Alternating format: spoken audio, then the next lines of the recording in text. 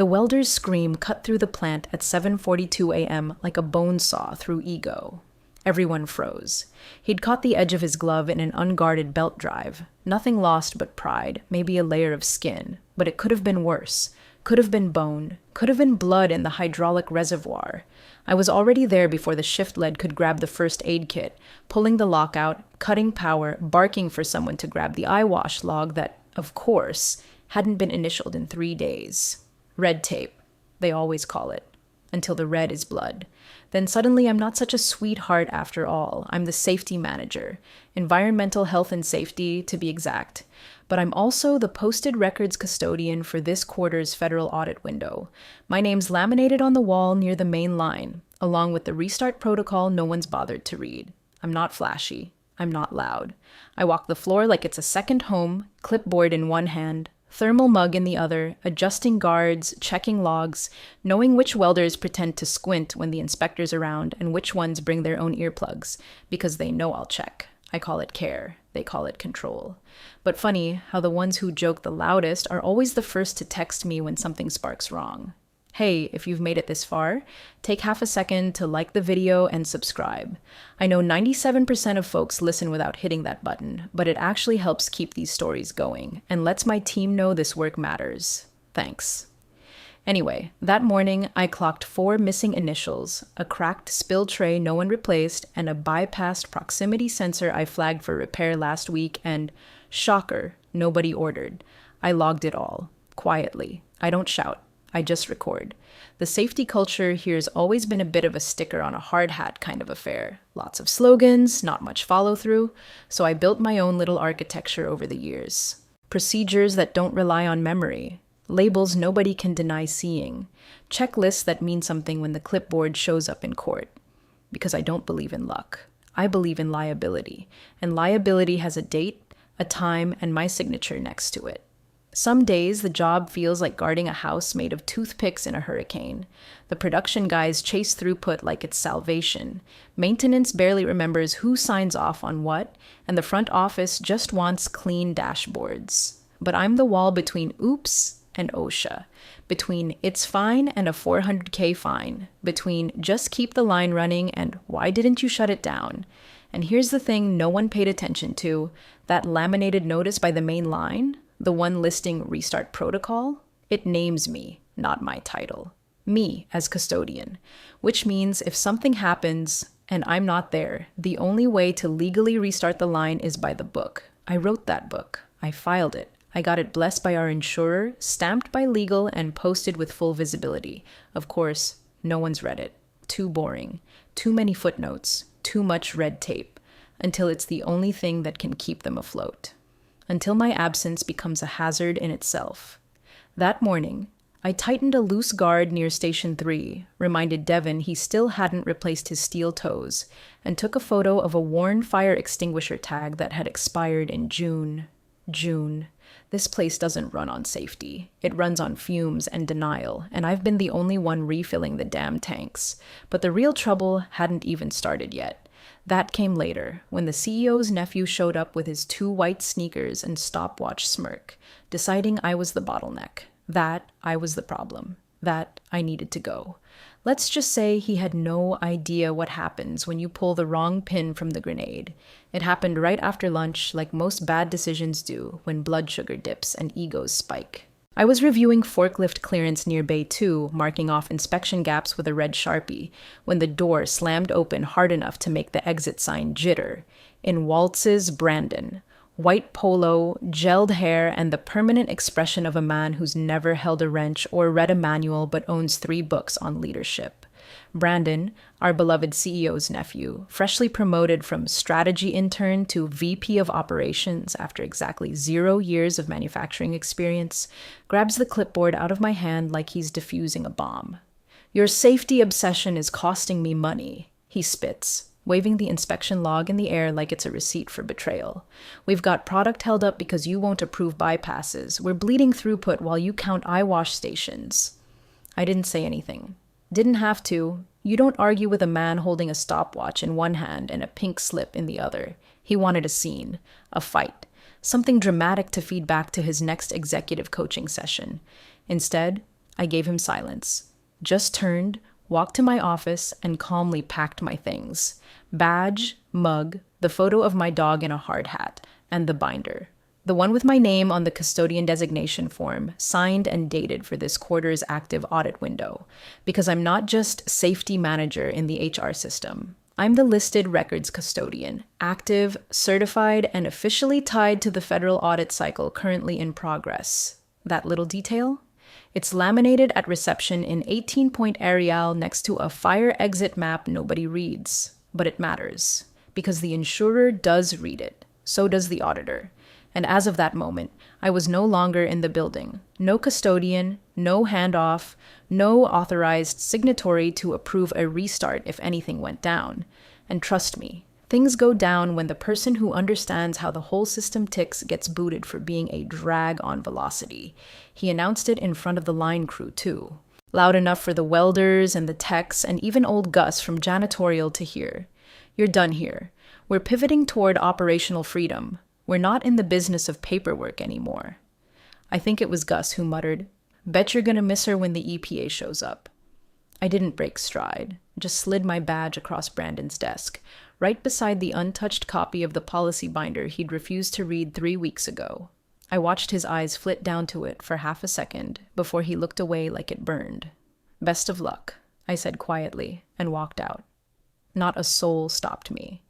That's the thing with quiet exits. People don't notice the absence until something breaks. And then they scramble, wondering why the fix they need isn't on the shelf anymore.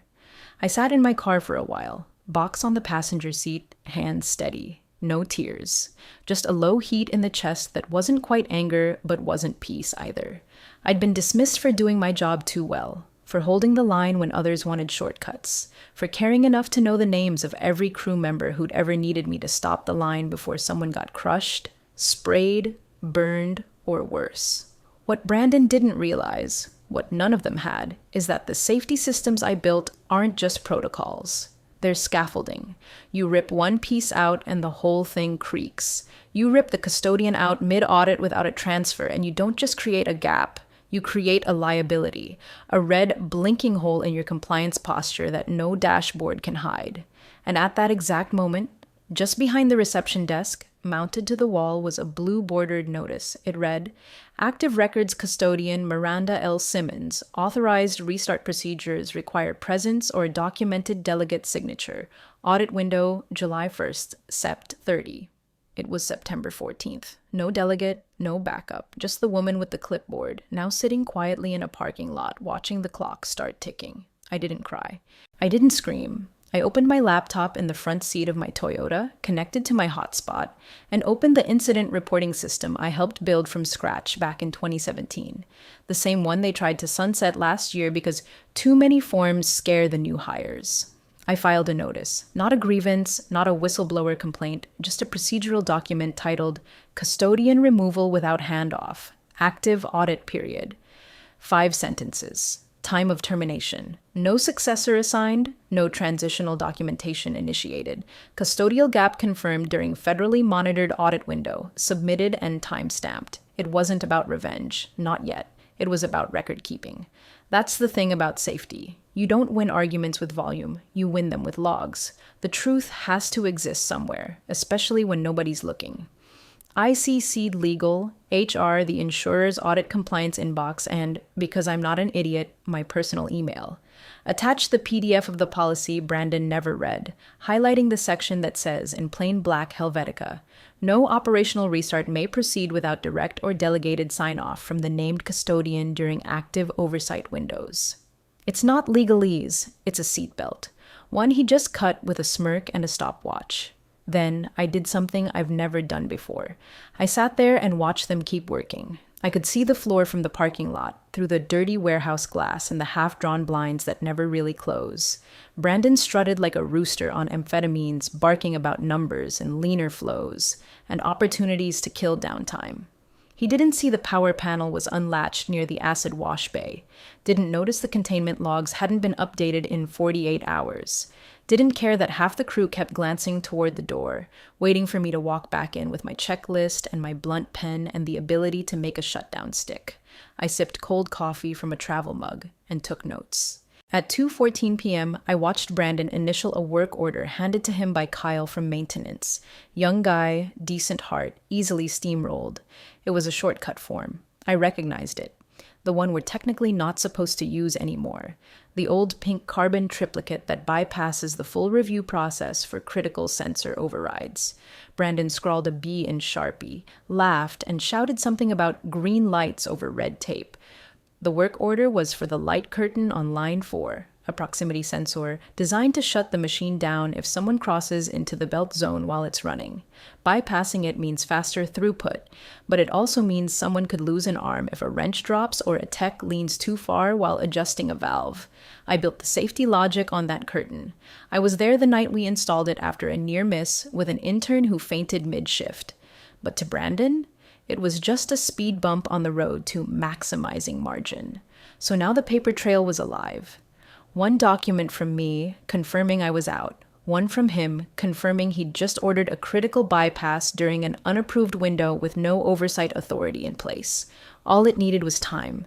Time and a nudge in the right direction. I screenshotted the order number from the reflection on a panel window. I know that sounds insane, but the devil lives in detail, and I've been married to that devil longer than Brandon's been out of business school. The pink carbon copy would be logged by midnight, uploaded by morning. That would be my matchstick. I closed the laptop, started the engine, drove away slow, let them think they'd won. This wasn't about me getting my badge back. This was about reminding them that safety doesn't vanish when the clipboard does. It just starts writing a different kind of log, one you can't shred. One that sits and waits until the right person comes asking, "Who signed off on this?" And when they do, I'll have the receipts. They always say inspections are random, but that's a lie we tell to keep managers from prepping like it's prom night. This one wasn't random. I'd scheduled it 3 weeks earlier. Standard quarterly spot check. Logged with Region 8, confirmed by email. Time-stamped in the audit folder under Q3 compliance.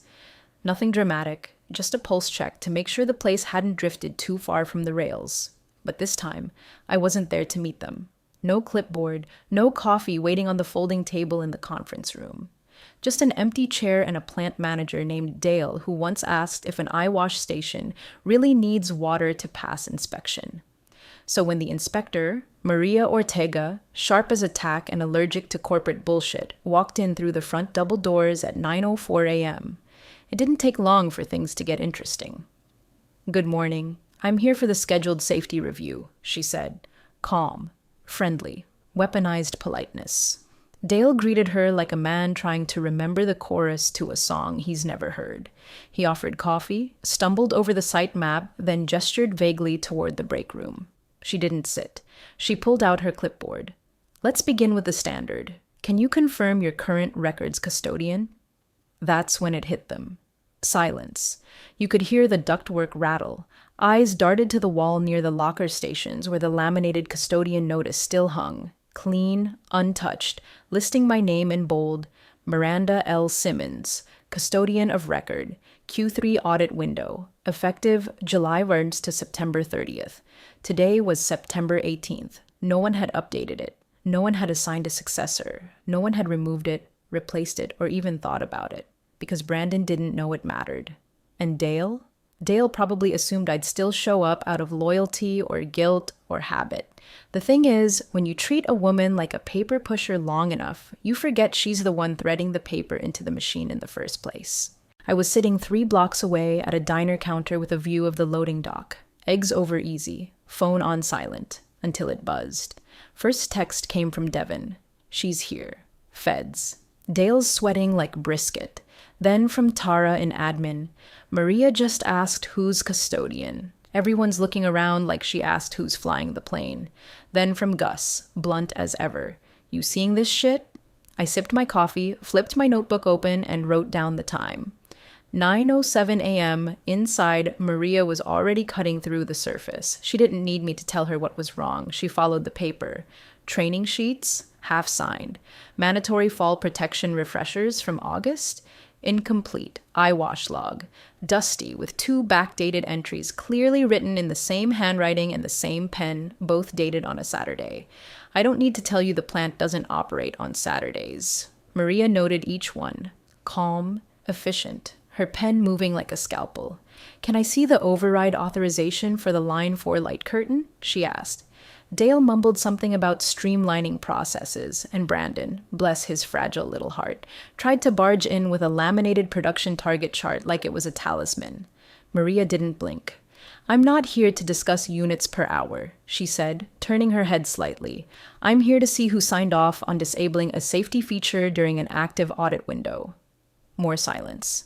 Then rustling.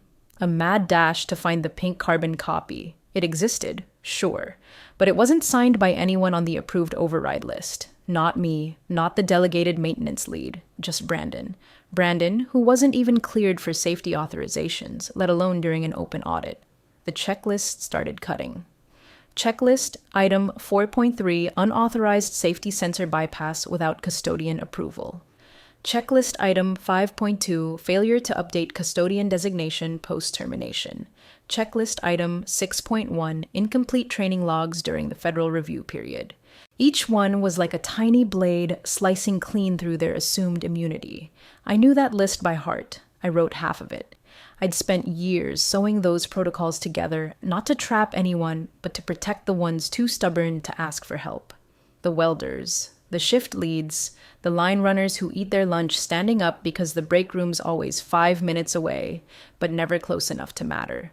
From my seat in that diner, I could see the ripple starting. People texting, stepping outside to call, whispering like the walls had started growing ears. I didn't cheer. I didn't smirk. I just turned the page in my notebook, wrote one word at the top in block letters. Escalation. By 11:13 a.m., the mood inside that building had shifted from "this is fine" to the precise corporate shade of dread that smells like burnt toner and someone frantically digging through a shared drive they've never opened before.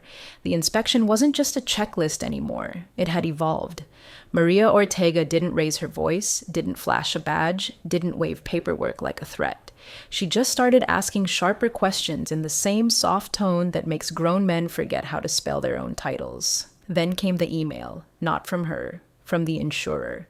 Subject line, urgent, compliance inquiry, active custodian verification. Body, please confirm the currently designated records custodian of the manufacturing site per your Q3 policy agreement. This confirmation is required immediately to validate continued coverage during the open audit window. It landed in the CFO's inbox at 11:21. He was in a budget sync meeting when it pinged, arguing over pallet shrink wrap costs, blissfully unaware that a federal inspector was 3 conference rooms away, circling safety violations like a hawk counting mice. When he opened the email, the color drained from his face so fast even the HR director noticed. Because the answer to that one-line question, "Who is your current active named custodian?" was no longer legally available. I hadn't delegated. No form had been submitted. The system required a handoff. My name was still listed, and I no longer had access. No one could confirm a custodian without calling the one woman they'd walked out the door for the being too thorough with gloves and eye wash stations. At 11:29, Maria paused her walkthrough, tapped her pen against her clipboard, and asked Dale if she could see the light curtain in person. That's when things went fully sideways. The curtain was bypassed. Visibly.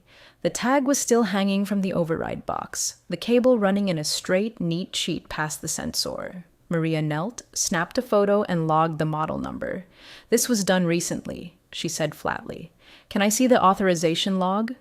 Dale mumbled something about streamlined authorization from upper ops, and then looked back at Brandon like a kid trying to remember who dared who to eat the glue. Brandon stepped forward, again with that whiteboard smile and stiff jaw, and said something about expedited throughput directives. Maria didn't even blink. Was this override reviewed by the custodian on record? That's when I got the next text. They're asking about the light curtain. She found the bypass. It's game time. I sat in the same booth, coffee now cold, heart going hot and tight like someone was clenching a fist around it. I didn't want this. I really didn't. I didn't want padlocks and citations and panicked emails from executives who don't know what a confined space tag looks like. I wanted structure. I wanted the damn seatbelt to click before they started driving 90 through a school zone. But Brandon wanted velocity, and velocity without restraint doesn't scale. It crashes. At 11:42 IT, finally looped in by someone upstream who realized they had no documentation, surfaced an old email I'd sent to legal 6 weeks prior. Subject: Custodian succession. During audit windows, confirmation needed. Inside, I'd spelled it out in clear terms. Any removal of the record's custodian during an active audit window must include a signed delegation form, countersigned by legal and filed with both HR and the insurer's compliance partner. It had been marked low priority. No response. Time-stamped. Archived. Now printed and highlighted in red. I'd written that email like you install a pressure relief valve, hoping it's never needed, but knowing someday someone's going to be real glad it's there when the pressure spikes. Maria read it. The inspector's assistant printed it. The CFO forwarded it with a single line. Why didn't we act on this? Silence. The compliance event log flipped from green to yellow to blinking orange. I finished my eggs, wiped my hands, and looked out the window at the plant. People were moving faster now. Not product, not packages, people. Managers pacing, phones out, meetings pulled in hallways. The body language of a system, finally realizing something had slipped through a hole they refused to see. I didn't need to gloat. I didn't even need to call. The system I'd built was speaking louder than I ever could. Every ignored timestamp, every unfiled form, every corner cut in the name of efficiency. It was all surfacing now. The knot in my stomach wasn't pride or even relief. It was grief. For the time I'd spent trying to keep the scaffolding upright while they chiseled at the bolts. For the close calls that didn't become headlines because I insisted on triple checks. For the crew now stuck in the middle while the board realized what happens when you fire the one person who knows where the brakes are. And they still hadn't seen the worst of it. Because once that padlock drops, you don't get to talk your way out. You have to prove you're safe. And the only person who knows how to do that? She's sitting 3 blocks away, with the policy binder in her lap and a line she's not crossing until every term is in ink. The moment the padlock clicked, the sound was louder than the machines had ever been, louder than Brandon's voice, louder than Dale's stammering, louder than every flailing excuse that had filled the air all morning. Maria slid the red tag through the latch like she was threading a needle, then stepped back, her pen poised, her mouth quiet. The line 4, their golden goose, the one that moved the most volume and bled the most corners, was dead. Forklifts idled mid-path. Pallets sat half-wrapped. Crew stood still, some with gloved hands on hips, others staring straight ahead like maybe if they didn't move, they wouldn't get pulled into whatever this was becoming. Someone coughed. No one else made a sound. Dale was the first to break. What? Hold on. Wait. What gives you the right to shut us down? On what authority? Maria didn't even look at him. She turned to her left, toward the glass-paneled lobby windows, and pointed. At me. I was standing outside the main entrance, arms crossed, policy binder in one hand, eyes locked through the glass like it was a two-way mirror in an interrogation room. I hadn't moved from that spot in 12 minutes. I didn't have to. Maria's voice was clear, calm, final. Hers. Read her title. It was the closest I've ever come to feeling like the protagonist of a courtroom drama, except I didn't want applause. I wanted them to finally read the damn words on the laminated poster taped to their own wall. Restart procedures require sign-off by the listed records custodian or a documented successor. Sign-off includes retraining oversight and in-person witnessing of initial restart tests. Unauthorized restart during an audit window will result in automatic suspension of insurer coverage and immediate compliance escalation. They'd treated that notice like a fire extinguisher, there when you need it, ignored when you don't. But that fire was real now. Brandon stormed over like a quarterback who thought he still had time left on the clock. We'll fix it. We can update the forms. Just tell us what we need to do. Maria didn't flinch. The custodian was removed without a transition. The line was modified under unauthorized oversight. The restart procedure is invalidated. Until rectified, this facility is considered non-compliant. And you're locking the line over that? He spat, turning toward me like I'd broken his favorite toy. I didn't lock it. I replied, finally stepping through the door. You did. The second you signed off on a sensor bypass without knowing what that signature meant. He opened his mouth again, but I raised the binder and flipped to the exact clause, page corner dog-eared in quiet anticipation. Section 6.3. If no custodian is present or transferred via official documentation, and if a protective system is bypassed, restart is prohibited. Padlock authorization transfers to the reviewing federal agent. Full restart requires retraining, live validation, and direct sign-off by the custodian or their delegate. Maria nodded. She's quoting it accurately. I turned the page slowly, letting the silence settle like ash. You wanted to move faster, I said to Brandon, and now you've got a line that can't move at all. You thought policies were suggestions. They're not. They're brakes, and you ripped them out without checking if the steering even worked. He looked like he wanted to scream, but the room wouldn't let him. Even Dale wasn't backing him anymore. The crew wasn't whispering. They were watching. Because the moment the lock went on, everyone realized just how much they depended on the quiet woman with the clipboard they used to call sweetheart in that patronizing tone men reserve for people they secretly fear. Maria closed her clipboard. This is now a flagged event. Your insurer has been notified. Restart will require full procedural remediation. That starts with reinstating or replacing the custodian. Properly. I didn't smile. I didn't blink. I just stepped back outside as the red tag fluttered slightly in the warehouse breeze. Behind me, Brandon let out a guttural, directionless curse like a child trying to punch the air for being too thick to run through. And inside the walls he tried to cut corners in, his empire stood still, because the one person who knew how to move it again was no longer under his thumb, but under contract. And I hadn't said yes yet. The call came just after the fourth refill of bad coffee and the second time the waitress called me hon, which meant I'd clearly stayed too long. I answered on the second ring, not out of urgency, but because I knew they'd sweat through the silence if I waited much longer. It was the CFO, voice pinched. Miranda, we'd like to talk options. Options. That was rich. I leaned back in the diner booth, the same one I'd parked myself in since leaving the site. Binder beside me, legal pad open, calm as a surgeon with a fresh scalpel. I assume you're calling about the padlock and not the employee morale survey? Silence. Then a swallow. We need to get the line restarted. The board is aware, and the inspector said we need to resolve the custodian issue before they'll even look at a remediation schedule.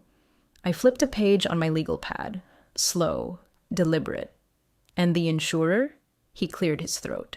They're aligned with the inspector. Of course they were. I'd written the policy with them. Sat across from the risk officer 2 years ago and argued for Clause 5.4, the one that tied audit coverage to an active custodian. No custodian? No coverage. No coverage. Every dollar of product loss, incident liability, and worker comp claims sits squarely on the board's plate. I'll help, I said, and let him breathe a little before continuing, but on 3 conditions. A pause. Then, okay. 1, I said, I'm reinstated as records custodian with independent authority. That means no HR filters, no interference, no operational alignment reviews. My title, my power, in writing. Right. 2, my audit budget returns to pre-cut levels. You want compliance? You pay for it. No more penny pinching on PPE orders or skipping training sessions because Brandon needs headcount for headshots. A sigh. Fine. And 3, he goes, Brandon. He is barred from any operational oversight during this or any future audit window. I don't care what title you give him. He doesn't touch a single form, doesn't talk to my team, and he sure as hell doesn't get to initial anything with a hazard label on it. That may be complicated. Not nearly as complicated as explaining to the insurer why you reinstated the person who signed an unauthorized bypass that triggered a federal lockout, I said. Because they already have the photo of his initials. You think Maria sent that tag and walked away? They've got a file open the size of your payroll budget. Another long pause. Then, could we put that in writing? We will. You will, or we don't move an inch. I gave him 10 seconds of silence. Let it simmer.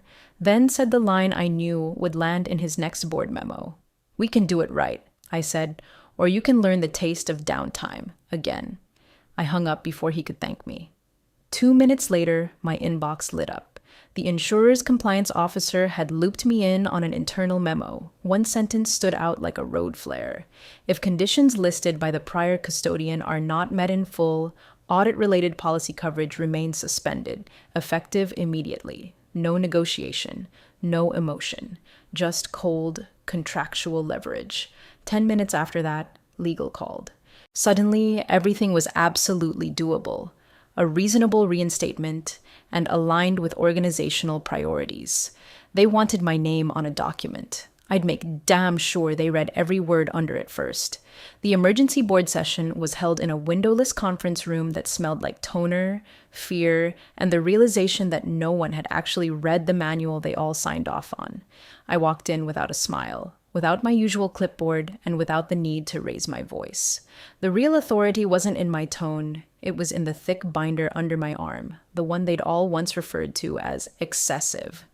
This time, no one dared call it that. The room was full. Legal, the CFO, 2 board members, Dale, even the CEO himself zoomed in from his lakeside cabin, all windbreaker and regret. Brandon sat in the corner like a dog that ate drywall, clicking a pen so loudly someone eventually reached over and took it from him. I set the binder on the table like a loaded weapon and flipped to section 3.2.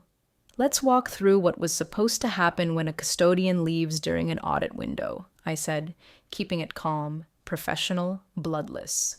You'll see here, right under Audit Transition Protocol, a 3-step handoff requirement, written delegation, HR record update, and acknowledgement from the insurer. I tapped the page with a capped pen. None of those happened. Nobody spoke. I could feel their discomfort rise like humidity. Dale squirmed. Legal stared a hole in her notes. And then I motioned to IT. Now, can you please project the bypass order? The screen lit up. A scanned pink carbon copy filled the projection wall, Brandon's initials loud and proud in the upper right corner. Work order.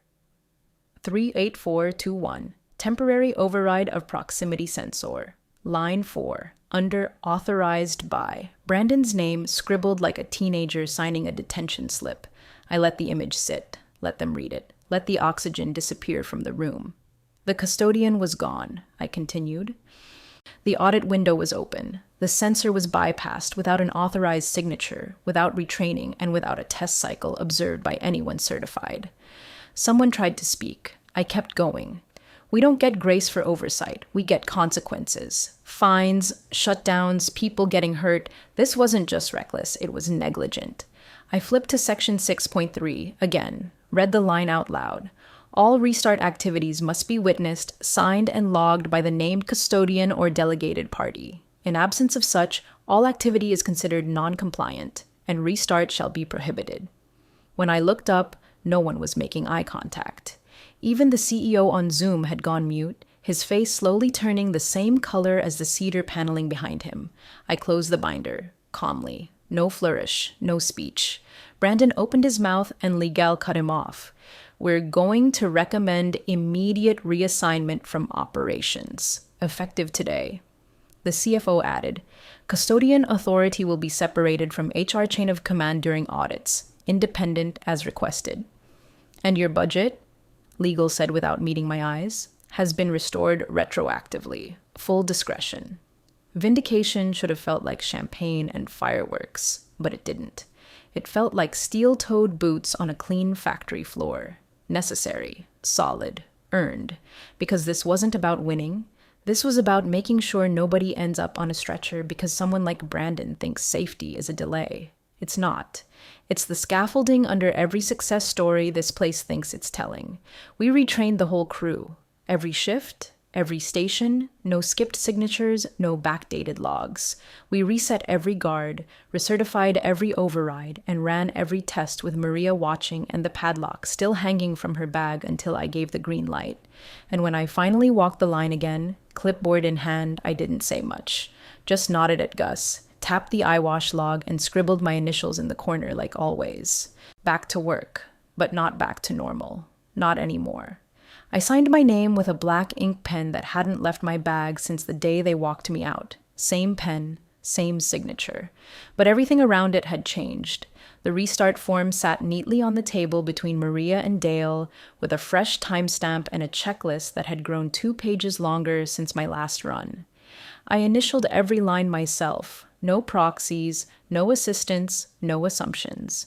Then I stood up, gave a nod to Maria, and watched her unlock the red tag that had hung like a noose over line 4 for 72 hours.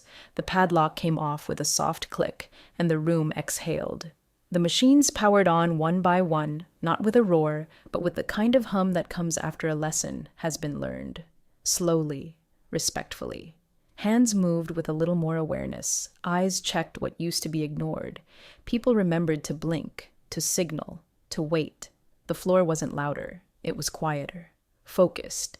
It didn't feel like a victory lap. It felt like the return of a fire line that finally held. And this time, no one rolled their eyes when I double-checked the bypass tags. No one flinched when I asked to see the confined space reentry logs. They didn't call me sweetheart. They called me custodian. And they meant it. My new contract was printed, signed, and sealed by the board that same afternoon. Not just a rehiring. It was a full restructuring of authority, independent custodian status, permanent during audit cycles, direct board access during operational reviews, full budget autonomy for compliance and emergency prevention. And the new clause, 5.7.1, termination of the records custodian during an active audit window requires written concurrence from the policy insurer and a certified replacement process overseen by external counsel. In plain English, they don't get to pull this stunt again without asking permission from people who know what the hell they're doing. Brandon? He's been transitioned to a client liaison role in marketing. Last I heard, he was pitching slogan ideas to a Canadian distributor who doesn't speak English and doesn't care. But the real win wasn't just the title. It was what happened behind the scenes. Quietly, I signed a consulting retainer with 2 of our key suppliers, firms who'd watched the audit chaos unfold from the sidelines and decided they didn't want to find themselves in a similar mess. They asked for help rewriting their safety frameworks, their custodial protocols, their restart conditions. They wanted my standards, not the corporate slogans, not the laminated platitudes. I gave them frameworks that work, the same ones this place ignored, until they couldn't anymore. Now, every shipment that leaves their docks carries my fingerprints, my logic, my design, my tape, because they used to call it red tape like it was an insult, a barrier, an obstacle. But the thing about tape, it sticks when you press. Next time they want to move fast, they'll start by asking the woman who knows where the brakes are.